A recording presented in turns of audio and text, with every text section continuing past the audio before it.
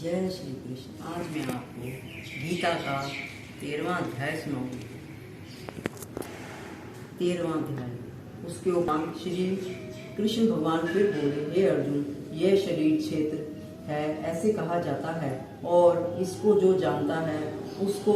क्षेत्र यज्ञ ऐसा उनके तत्व को जानने वाले ज्ञानीजन कहते हैं। और हे अर्जुन, तू सब क्षेत्रों में अर्थात जीवन आत्मा में भी मेरे को ही जान, और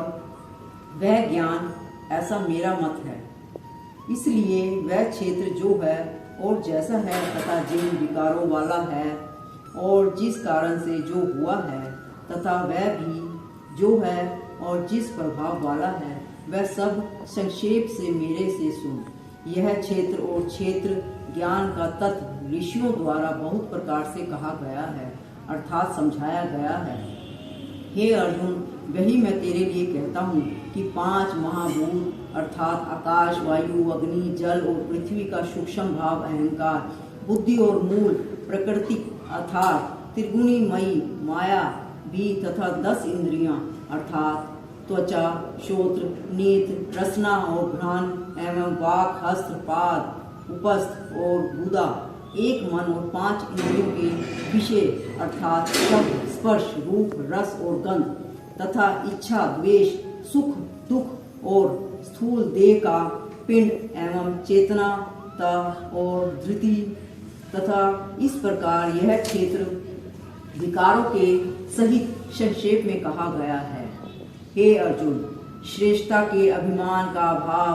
दंभाचरण का अभाव, प्राणी मात्र को किसी प्रकार भी नहीं सताना और क्षमा भाव तथा मन वाणी की सरलता, श्रद्धा, भक्ति सहित गुरु की सेवा, बाहर भीतर की शुद्धि, अंतःकरण की स्थिरता, मन और इंद्रियों सहित शरीर का निग्रह, इस लोक और परलोक के संपूर्ण भोगों में आसक्ति का भाव और अहंकार का भी अभाव एवं जन्म, मृत्यु, जरा और रोग आदि में दुख दोषों का बारंबार विचार करना, पुत्र, स्त्री, घर और धना आदि में आसक्ति का अभाव और ममता का ना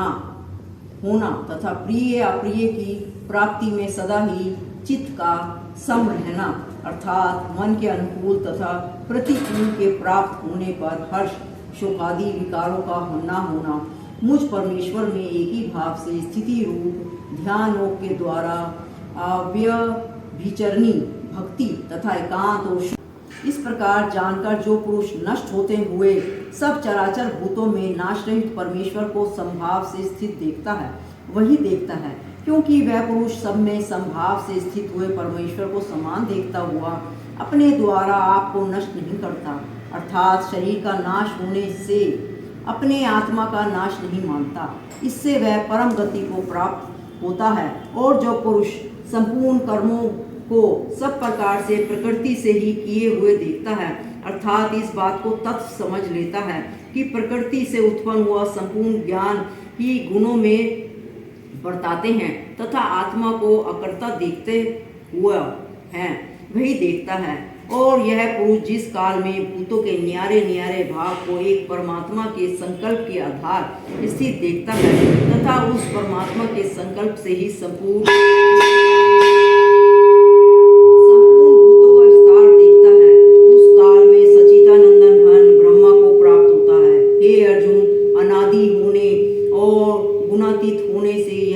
अविनाशी परमात्मा शरीर में स्थित हुआ भी वास्तव में ना करता है और ना ही लिपायमान होता है। जिस प्रकार सर्वत्र व्याप्त हुआ भी आकाश सूक्ष्म होने के कारण लिपायमान नहीं होता है, वैसे ही सर्वतः देह में स्थित हुआ भी आत्मा गुणातीत होने के कारण देह के गुणों से लिपायमान नहीं होता है। ये अर्जुन, जिस प्रकार एक ही सूर्य इस संपूर्ण ब्रह्मांड को प्रकाशित करता है, उसी प्रकार एक ही आत्मा संपूर्ण क्षेत्र को प्रकाशित करता है, अर्थात नित्य बोध स्वरूप एक आत्मा की ही सत्ता से संपूर्ण जड़वर प्रकाशित होता है। इस प्रकार क्षेत्र और अक्षेत्र ज्ञान के भेद को तथा विकार सहित प्रकृति से छूटने के उपाय को जो पुरुष जानने ज्ञान नेत्रों द्वारा तत्व से जानते हैं, वे महात्मा जन परम ब्रह्मा परमात्मा को प्राप्त होते हैं। जय श्री कृष्ण।